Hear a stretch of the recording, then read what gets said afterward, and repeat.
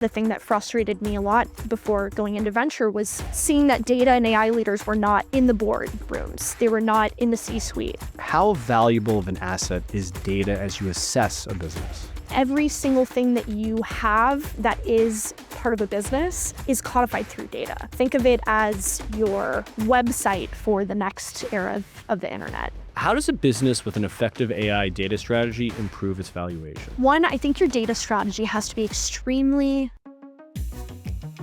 The data is always growing, and it's an invaluable asset, but you have to manage it, use it, and scale it correctly to really harness its power. Madison Faulkner is at the cutting edge of data and venture capital, serving as partner at NEA, a VC firm that is breaking boundaries across the board. We're so lucky to have her here today to talk us about how data in the Agentic AI era become a secret weapon. Welcome, Madison.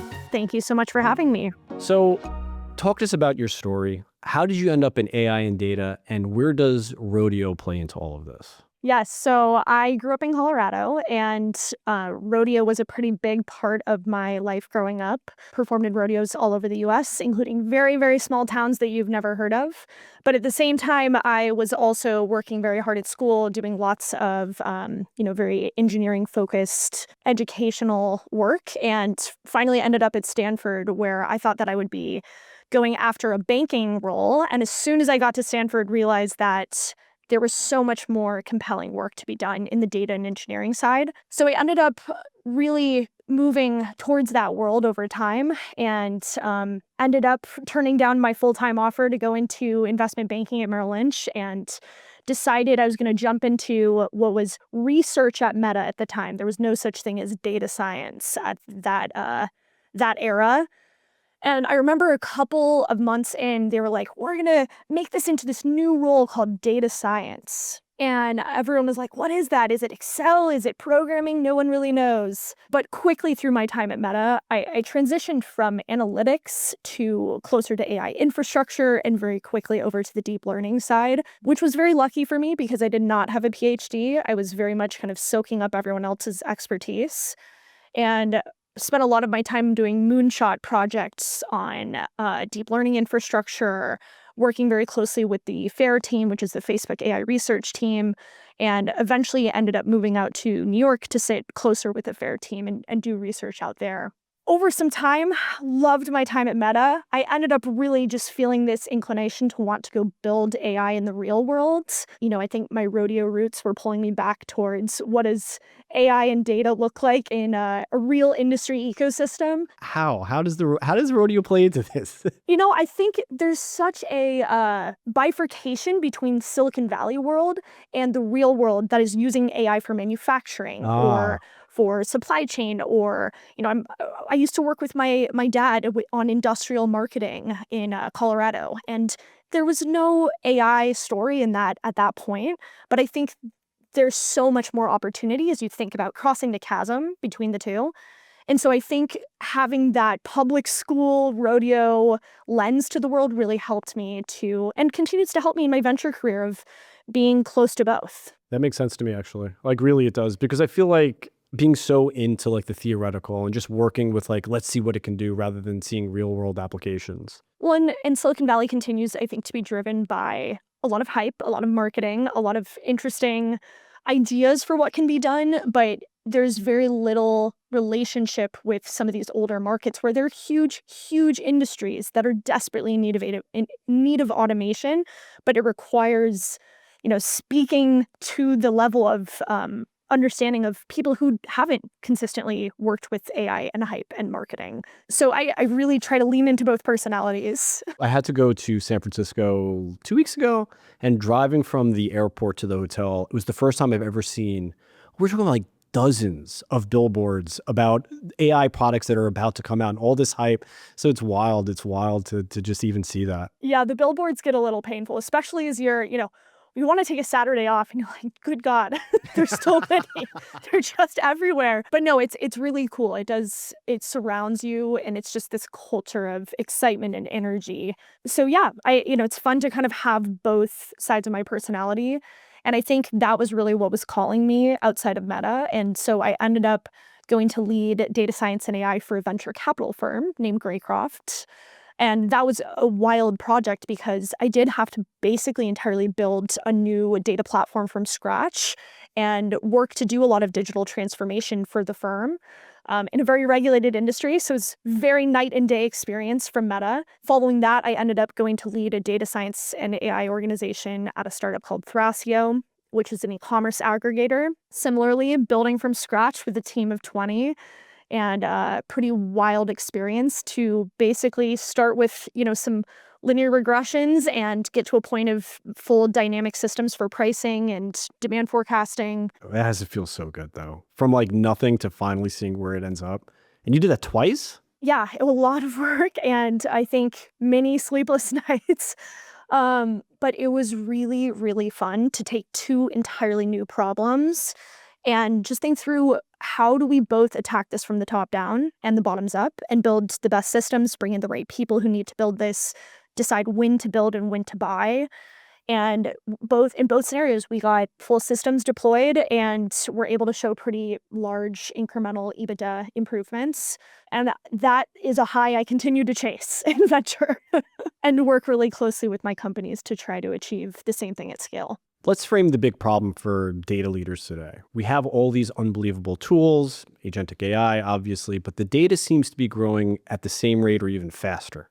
So what are the biggest problems and what are the biggest opportunities right now? It's really interesting because obviously, as the framing of this episode, data is the entire breaking point of AI today. It is truly the unlock for all value creation with agentic AI. And it is really still not getting its moment of innovation. I continue to wait and watch and think through and work closely with lots of data leaders to innovate in this space. But I don't think the market has quite run after data as the unlock at this point. So one problem that I think is clear is still just this lack of understanding that data is the piece of the puzzle that's missing for many enterprises and also just for smaller startups who are up and running. But tactically, I think the bigger challenges tend to be siloed and decentralized data. And the challenge being there's often way too much of it. Companies will fall back on the sword of, wow, we have lots of different siloed data. And the answer that they will run to is just buy more data. But you really need more aggregation and you need more thoughtful curation of your data. And then I think the other side to that coin tends to be there's significant unstructured data that ends up accumulating. And the baseline that I see everyone defaulting to today is just leveraging their unstructured data with AI. But I think the key is really building it into a more structured semantic layer. In my opinion, that tends to be best done with knowledge graphs or at least some sort of semantic graphical model. But in the modern data stack, that really wasn't the default. And I think now we're in this very difficult headache of lots of 2D data models, lots of unstructured data, and no translation between the two. So you're talking about curating data after the fact. Do you anticipate that we're going to start or that enterprises are going to start while they're capturing the data, start curating at that point to make it easier for them to then use it within their agentic workflows, whatever they're using? Yeah, I think that's the ideal scenario, right? Ideally, most companies today have a DBT, they have a data model. I think that needs to be the home of your structured data. Whether or not it's DBT, I think that might possibly end up being replaced over time. But that needs to be tied to your unstructured data so that you're able to contextualize it and really use that with your agentic applications. Otherwise, it's fairly useless. And you're going to get a lot of hallucinations and poor POCs. Let's say you're doing RAG against a PDF, it's unstructured. You're saying having a semantic layer or structuring that data after the fact would make it more or less likely to hallucinate? Yeah, absolutely. And it's not even to say that you specifically need to structure that PDF, but you need to contextualize it against structured data that is already curated at a minimum. How do you do that? So my ideal recommendation for everyone would be go set up a knowledge graph that is truly underlying your business. You should have products tied to your users, all of those entities being connected in a more real world fashion. And over time, I think that ends up looking like product embeddings that are maintained by a company just to define an embedding, in case anyone's not aware, an embedding is a multidimensional representation of data, and it allows you to capture lots of different characteristics about your products, about your users, and place them in a similar data point on a, multidimensional graph. By capturing this information, you're able to make use of your data on a multidimensional level versus just, simple data tables. So what would the prep look like? Can you walk us through a little bit of the process when you're wrangling this raw data and prepping it for these AI use cases? Yeah, so I'll give you an example, maybe going back to my Facebook days. So most people don't realize that the Facebook ad auction really is a collection of embeddings. So what we do is we capture you as a user, your information and your preferences, the things that you tend to interact with, the signals or products that you tend to have high intent on. So maybe I'm really excited about buying shoes these days, but 3 months ago I was looking at TVs. And all of that is captured in these short and long-term embeddings, which basically are a bunch of numerical representations of your preferences. And then on the other side, we do the same thing with products. So we'll capture all the characteristics of products and the types of users that engage with them. What we do then, as you log onto your phone on the ad auction, we'll run an auction to just identify all the products that both capture your user and product preferences. So in summary, taking a step back, you really need to curate simple data about your users and your products. You need to identify even simple retrieval mechanisms of being able to understand their preferences, and then capture that through a retrieval system like a search or recommendation system. And that allows you to maintain this layer of understanding about your users and your products over time that then ingest dynamically this new information about a product or a user. Can you tell me a little bit of the challenges you see between structured and unstructured data? Yeah, so unstructured data, obviously, lots of raw information. Much of it can be numerical. I think these days a lot of it is in text, image, video. And a lot of our systems to manage unstructured data tend to be focused on one modality. So you might have audio-specific processing. You might have video-specific infrastructure. I haven't seen infrastructure that really works across modalities. So I think our unstructured data today really suffers from this, and it continues to create more of this siloed data problem. So then the other component to unstructured data that is challenging is, again, translating that back to a structured or semantic understanding of what it is. So as we look at, let's say, a lot of information from your CDP as an e-commerce solution, we're just getting lots of different understanding of this user clicked on this product or this button. How do we actually contextualize that back to different types of users, different types of products, and make use of it? So you end up with way too much information and very little meaningful insight to pull from it. We dove headfirst into this conversation, but let's back up a little bit. All of this data work is made, and I'm assuming this is made easier and more effective thanks to modern AI. And so has AI affected your current work, and has it changed dramatically since Agentic AI, all this stuff came out? Yeah, I would say it's night and day for me. And obviously, part of my job is being someone who tries and uses lots of products and who is optimistic about the future of these products. But it's, very important to me as a former operator and engineer to be walking the walk, not just saying how valuable all this stuff is. So I actually run our internal data and AI initiatives here as a side project. So we are also internally building lots of different knowledge graphs, which enable us to then identify companies that might be raising, very early new companies. We look across lots of different channels, and we build agentic sourcing leads for ourselves. So that's one example of us using all of this to replace a lot of what was very manual processes in a very unstructured environment by assigning structure to it through an automation process that basically kind of takes the manual work of an analyst and replaces it with agentic sourcing. All right, without getting into details, you don't have to tell me anything specific, but you said you're optimistic about the people you invest in. Are there any like moments or anything that you see within a conversation about a new company that you're like, okay, wait, this is a company I want to invest in? Like high level, like what are you looking for? It really changes per stage and per category of company. And I think that's actually something you learn through these cycles of venture. And I'm still newer. I'm only 3 years in now, but seeing different categories and the types of founders that come out, their types, their problems, and the approach that they take. I think what's really critical for me is, one, I really look for founder market fit. I want to see the expert of that field building the next generation of that problem and having a very strong opinion about where the world needs to go, to the point where they are going to bend over backwards to make it happen. So that hunger, that drive, but also that unique insight, I think is really critical. The other thing from a more technical lens that I think is maybe a little more unique to my process specifically, I work with heads of data, heads of engineering, heads of AI. I meet with them every week, from enterprises, from startups, from regulated banks, healthcare, organizations. And I really try to understand what is the specific pain points that they're feeling today, what tools are they needing in their workflow. And I generally don't invest in a company unless I've already made multiple customer introductions that have gone through.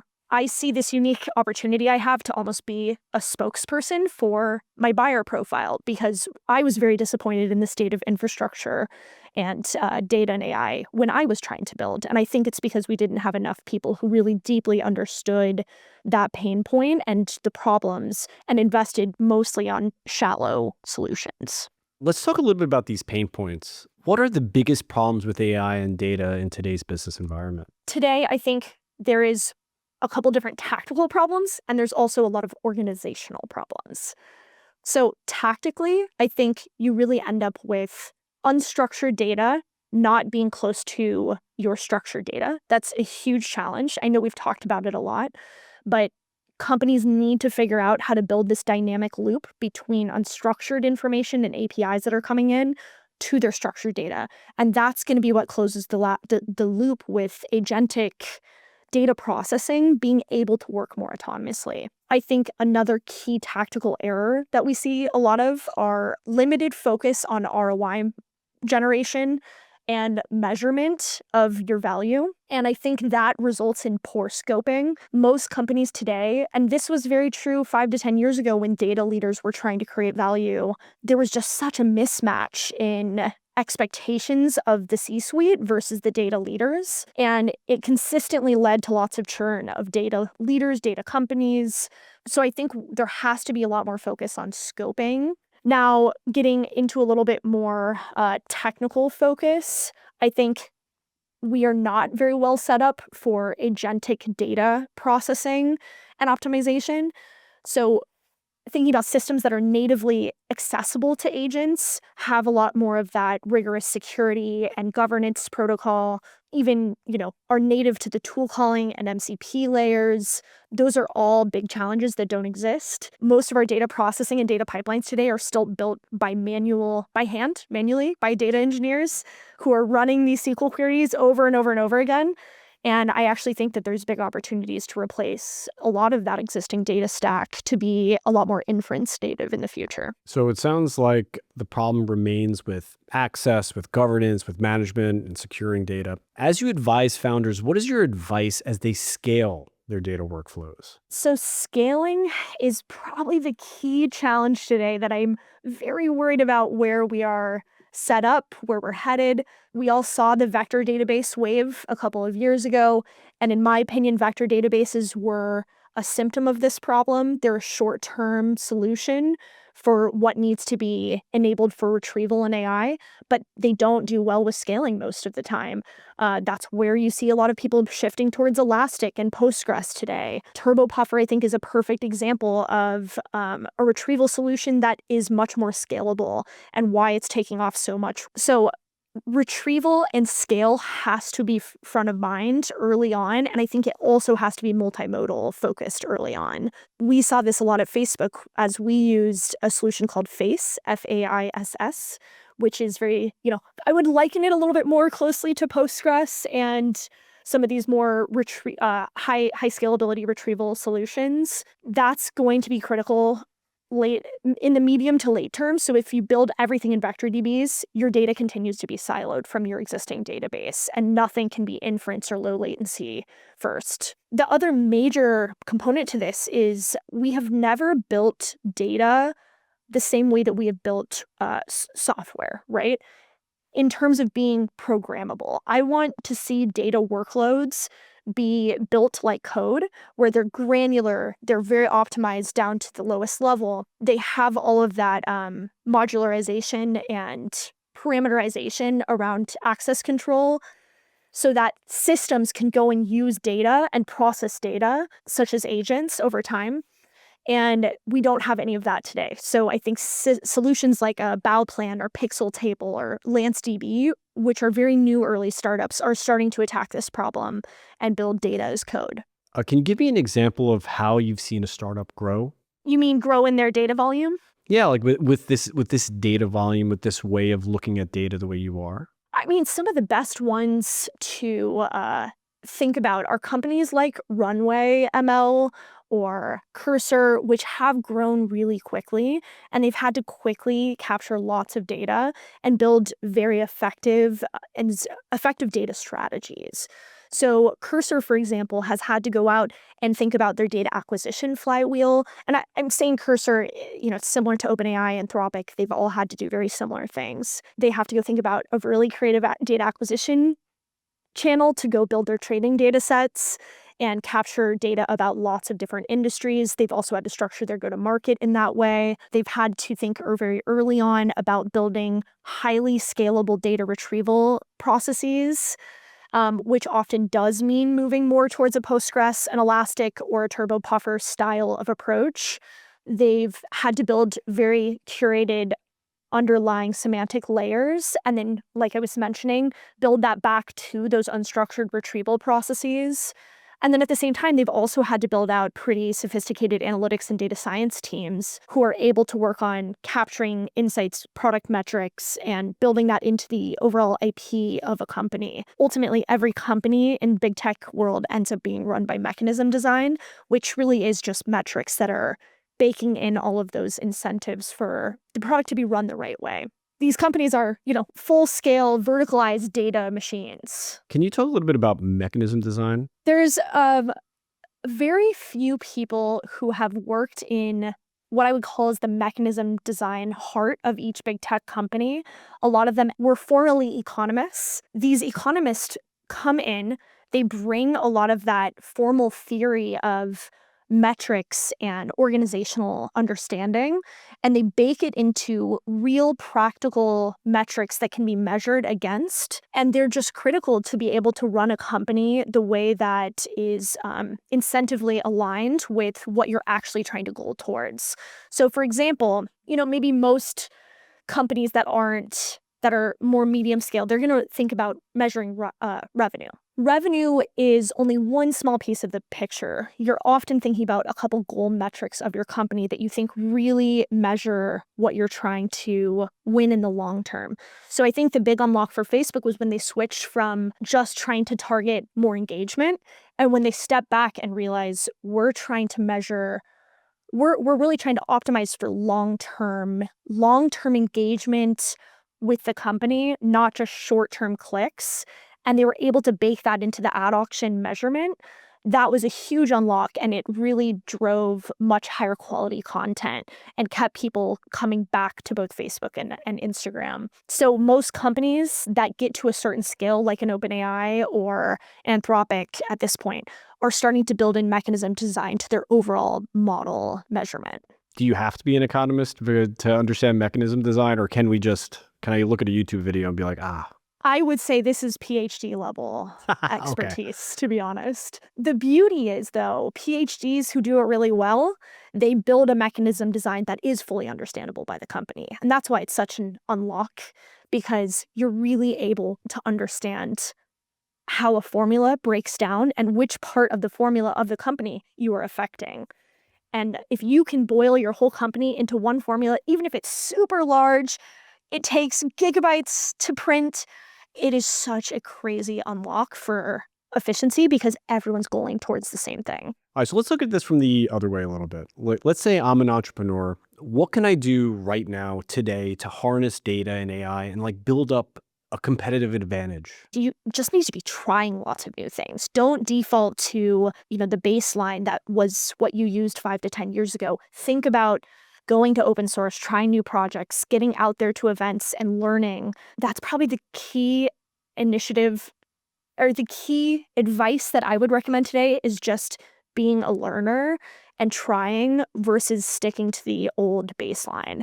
And that's going to set you up in a really strong way compared to other companies that just aren't making that initiative. Today, right now, honestly, is the best time for anyone who's curious. I mean, just the way it's situated, you could learn practically anything. Maybe not a PhD, but you could learn practically anything and apply it. Absolutely. And it's really unbelievable because you can see with so many people who have that scar tissue of, well, this wasn't possible before. How about we've tried that? It didn't work. There's so much that we should be throwing away in terms of those expectations, that scar tissue of what didn't work in the past that can work today.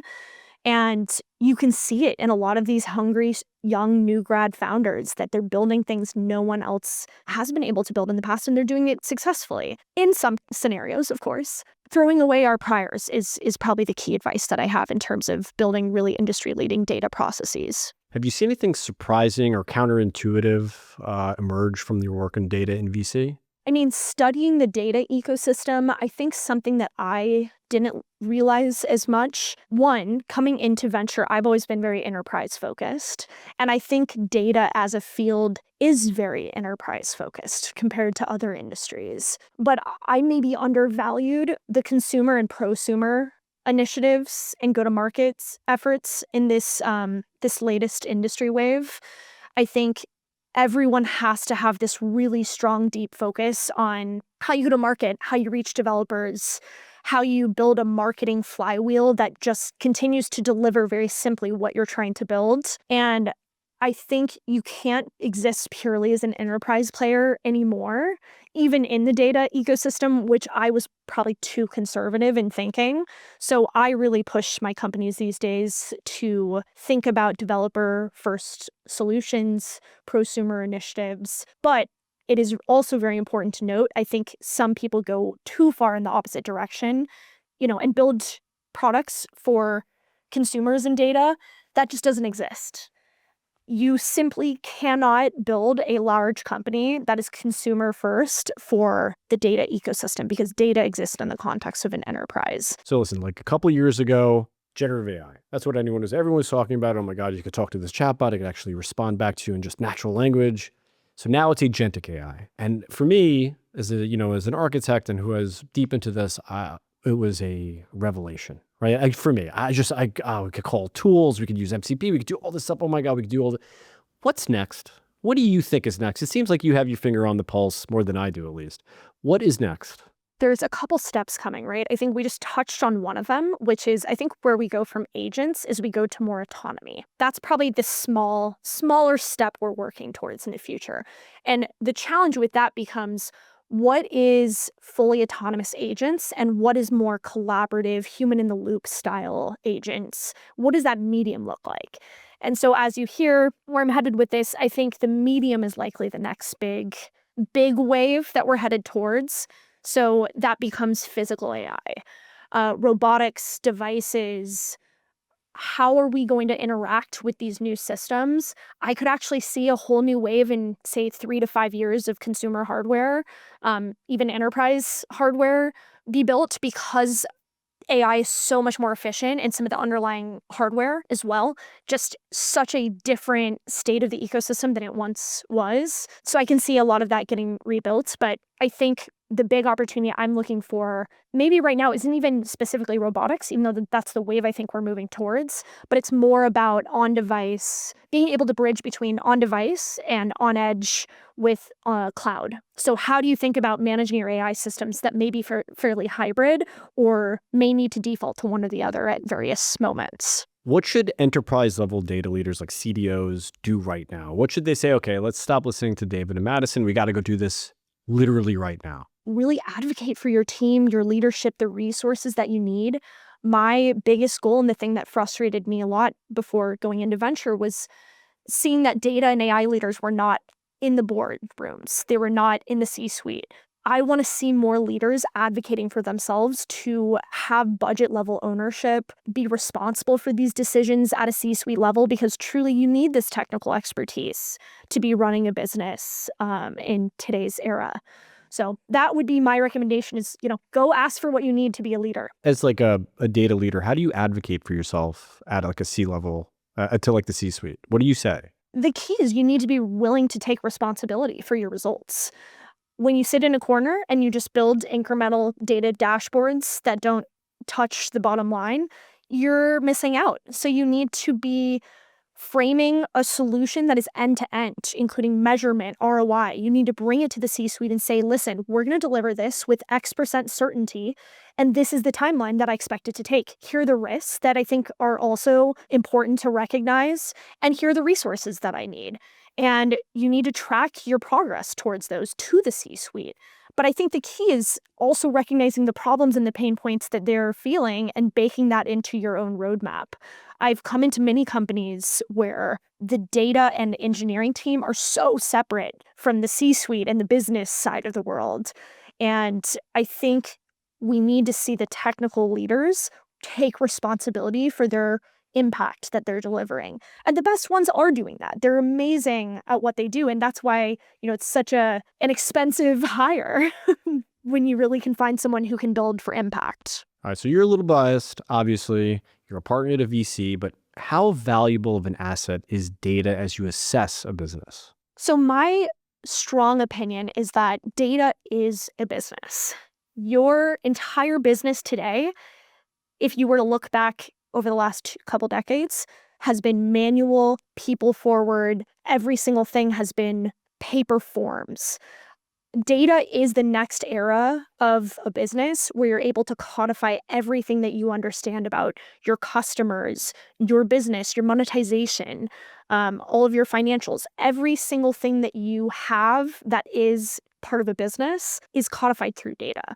The faster you move towards that, the more value you're able to accrue from your data.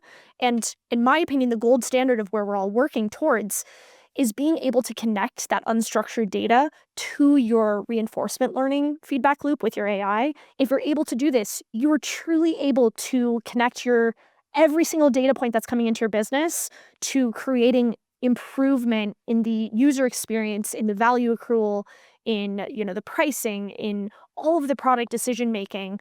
So yeah, going back to it, data is your business. Think of it as your, website for the next era of the internet. How does a business with an effective AI data strategy improve its valuation? One, I think your data strategy has to be extremely thoughtful to your business category, your product, and just your long-term vision, right? We have seen a number of companies, for example, who are, say, in the e-commerce space or the recruiting space, go and start to sell training data to other companies. And obviously, they're doing this all legally. They're, being very thoughtful about how they can make use of the data. But the new era is monetizing your data, both from an external, but also in an internal manner. So what I really like to understand when I chat with companies through DD, due diligence, just to add clarity there, is think through every aspect of growth of their business. How do we see this becoming a massive company? And how do we back into that with our data asset and acquisition strategy? There's likely going to be, it's multi-pronged. It's going to be curating and building new data sets. It's going to be possibly selling data. It's going to be really building in that mechanism design to your company so that you're able to measure and consistently improve against your goals. There's so many aspects to it, and I think it's actually more of an art than a science, to be honest. Hearing you speak, Madison, honestly, was really, really amazing. This has been a great conversation for me. Thank you so much for being here. And to those of you listening, thank you so much. Please subscribe across channels, and we'll see you soon.